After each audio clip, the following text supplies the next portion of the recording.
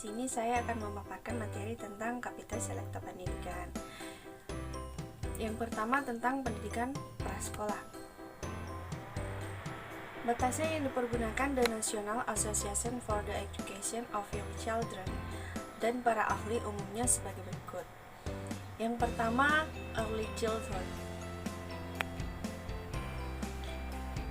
Yang dimaksud dengan early childhood adalah anak masa awal, anak yang sejak lahir sampai dengan usia 8 tahun. Hal tersebut merupakan pengertian yang baku dipergunakan oleh NAEYC. Batasan ini seringkali dipergunakan untuk merujuk anak yang belum mencapai usia sekolah dan masyarakat mempergunakannya bagi berbagai tipe prasekolah atau yang dimaksud dengan preschool. Yang kedua yaitu early childhood setting, yaitu tatanan anak masa awal yang menunjukkan pelayanan untuk anak sejak lahir sampai dengan 8 tahun di suatu pusat penyelenggaraan, rumah atau instansi seperti kindergarten, sekolah dasar dan program rekreasi yang menggunakan sebagian waktu atau penuh waktu. Yang ketiga, early childhood education, yaitu pendidikan awal masa anak, terdiri dari pelayanan yang diberikan dalam tatanan awal masa anak.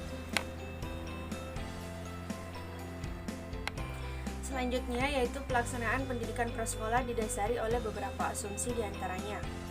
Yang pertama, pendidikan sudah harus dimulai sejak dalam buayan sampai ke akhir hayat.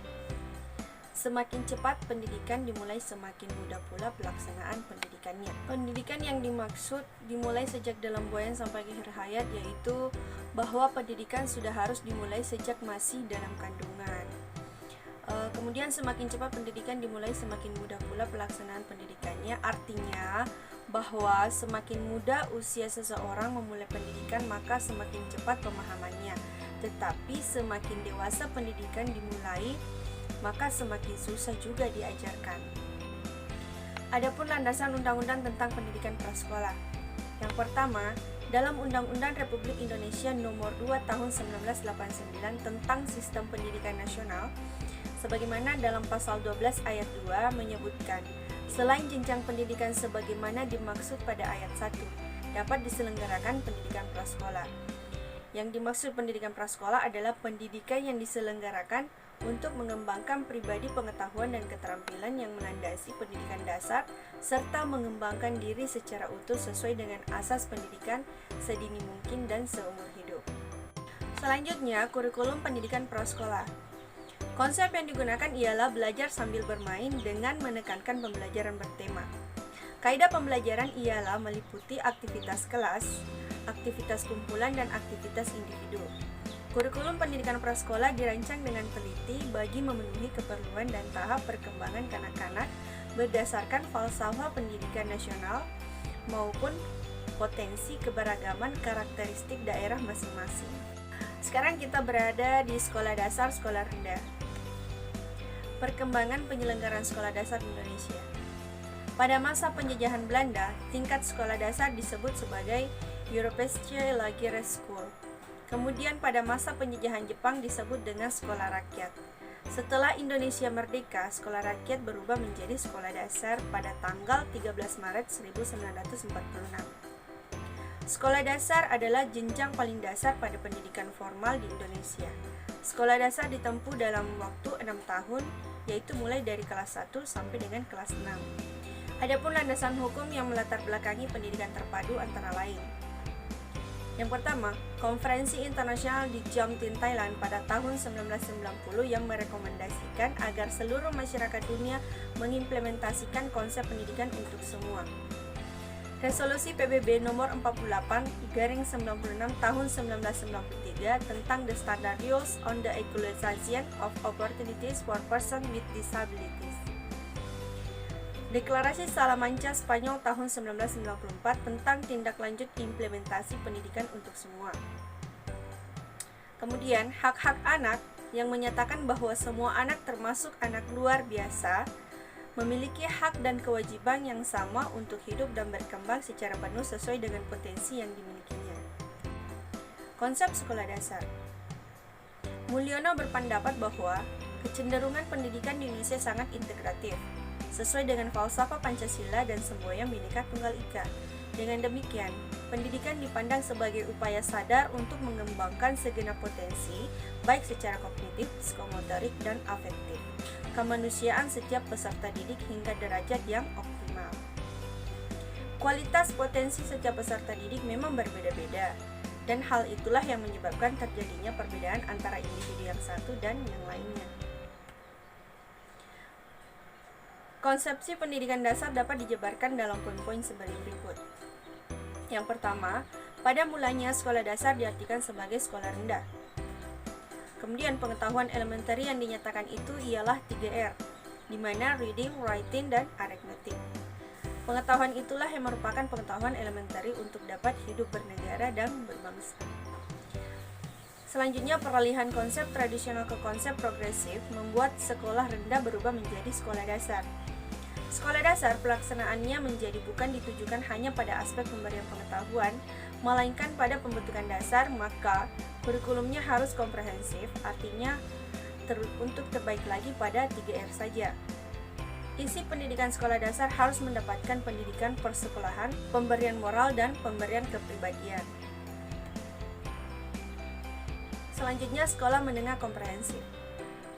Penerapan atau pelaksanaan sekolah menengah di Indonesia, baik sekolah menengah pertama maupun sekolah menengah atas, sudah cukup maju seiring dengan perkembangan ilmu pengetahuan dan teknologi yang sudah berkembang di Indonesia, serta kurikulum sekolah yang terus mengalami peningkatan sesuai dengan lingkungan sekolah tersebut dan juga penggunaan sarana dan prasarana yang ada di sekolah-sekolah sekarang ini, seperti misalnya penggunaan media pembelajaran dan penggunaan komputer yang sudah dilengkapi dengan internet, serta guru yang profesional di bidangnya.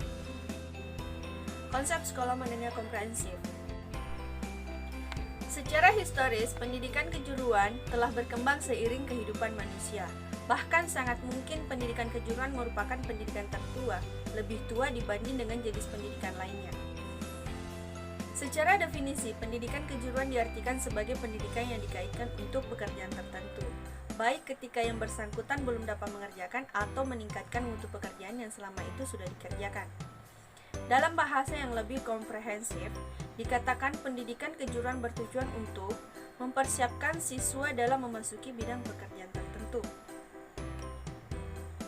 Secara yuridis eksistensi, pendidikan kejuruan memiliki landasan cukup kuat, secara sosiologis pun juga cukup baik. Pendidikan kejuruan diharapkan mampu menumbuhkan hubungan yang harmonis, bahkan sinergis dengan sistem-sistem kemasyarakatan yang lainnya. Dari aspek ekonomi, pendidikan kejuruan juga memiliki landasan yang cukup baik, walaupun secara teknis seiring dipertanyakan sebagai lembaga persiapan memasuki lapangan kerja. Sebenarnya, pendidikan kejuruan merupakan penerapan teori human capital. Melalui investasi pada pendidikan kejuruan, diharapkan dihasilkan balikan yang cukup baik, baik secara individual maupun sosial. Selanjutnya, menurut Martinus Arifin, beberapa konsepsi pelaksanaan sekolah menengah di Indonesia diantaranya: sekolah menengah khususnya SMU dan SMP harus dipandang sebagai pertumbuhan dari bawah serta pertumbuhan dari atas, artinya sebagai lanjutan dari SD dan persiapan ke perguruan tinggi.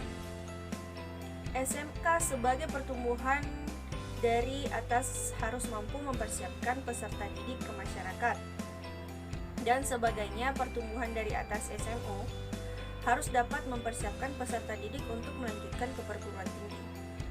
Sesuai dengan konsep pertumbuhan dari bawah dan dari atas, maka kurikulum harus berisikan hal-hal yang praktis dan hal-hal yang bersifat akademik.